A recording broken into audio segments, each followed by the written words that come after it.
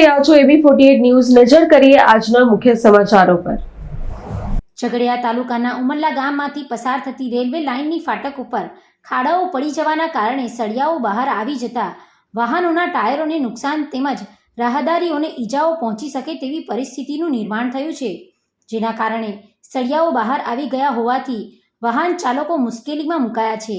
બહાર આવી ગયેલા સળિયાઓના કારણે નાના મોટા વાહનોના ટાયરોને નુકસાન થઈ રહ્યું છે તેમજ રાહદારીઓને ઈજાઓ પહોંચે તેવી પરિસ્થિતિ ઊભી થઈ છે, ત્યારે તંત્ર વહેલી તકે ફાટક ઉપર સમારકામ કરે તેવી માંગણી ઉઠવા પામી છે।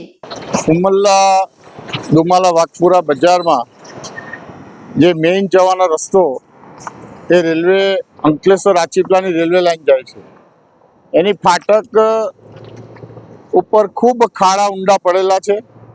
ખાડા પડેલા છે તો વાંધો નહીં, પણ એના નીચે સળિયા બધા બહાર આવી ગયેલા છે, જે વાહનોના ટાયરોમાં ખૂપી જાય, માણસોને વાગે, નુકસાન થાય, શારીરિક રીતે નુકસાન થાય એ સ્થિતિમાં છે।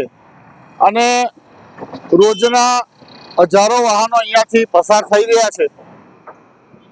સત્તાવાળા જે તે આ રેલવે અત્યારે બંધ છે ટ્રેન, તો આમરે આ ફાટકની કોઈ આવશ્યકતા છે નહીં, તો આને ઝડપથી આ રસ્તાનો રિપેરિંગ કરીને આ સળિયા દેખાતા બંધ થઈ જાય, નુકસાન થતા બંધ થઈ જાય અને વાહનો સરળતાથી આવન જાવન કરી શકે એ માટે જે તે જવાબદાર અધિકારીને ખૂબ તાત્કાલિક ધોરણે આ કરવા માટે હું આજના તબક્કે વિનંતી કરું છું।